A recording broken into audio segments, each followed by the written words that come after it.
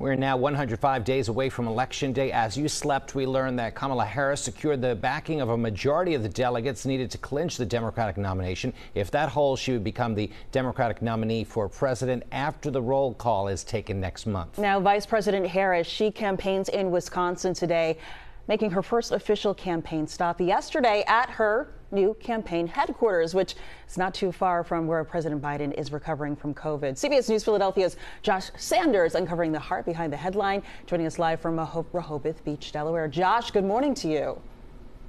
Janelle, Jim, good morning to you. Good to be with you. A lot of momentum for Vice President Harris, not only in delegates and endorsements, but money. Her campaign says they've raised $81 million. $81 million in just 24 hours following President Biden's decision to end his re-election bid. Now, Team Harris says that is the largest amount of money raised in presidential history in just a 24-hour span. Yesterday, the vice president visited her campaign headquarters in Wilmington, Delaware, that she inherited from Biden. That's about 75 miles where President Biden and we are right now. As Harris met with staffers and toured the office, she took a call from the president. Take a listen.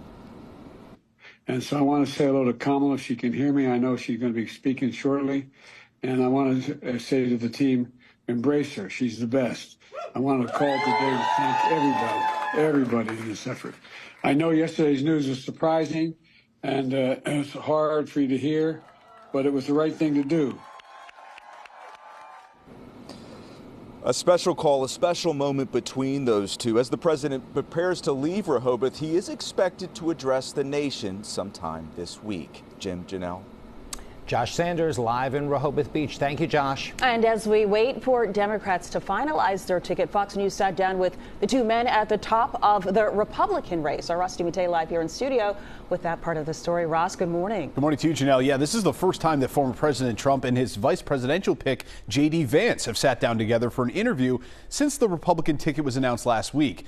That interview was shot before President Biden bowed out of the race, but the two did address several other topics, like why Trump picked Vance as his VP, as well as the assassination attempt on the former president's life here in Pennsylvania. Let's start with JD Vance, who was on the campaign trail yesterday.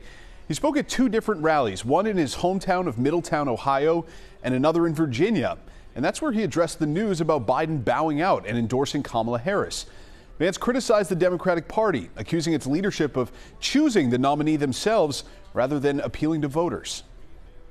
Democrats are the ones who want to throw out 14 million ballots and not elect Kamala Harris, but select Kamala Harris. With a bunch of billionaires and Barack Obama and Nancy Pelosi making the decision instead of Democrat voters, it's disgraceful, and that's the threat to American democracy, that corruption and that broken process. Meanwhile, Donald Trump and JD Vance sat down with Fox News for their first interview together. The former president explained why he picked JD Vance as his running mate, and he also addressed some of the security concerns that nearly led to his assassination at a rally in Butler, Pennsylvania. Trump also called for an investigation into President Biden's doctors. He's accusing them of covering up his health from the American people. You had people that lied to the American public. And I tell you what, you ought to take a look at his doctors, because his doctors keep giving him this wonderful report. I'm not a doctor, but I saw him the other day, was unable to get up the children's stairs going into Air Force One.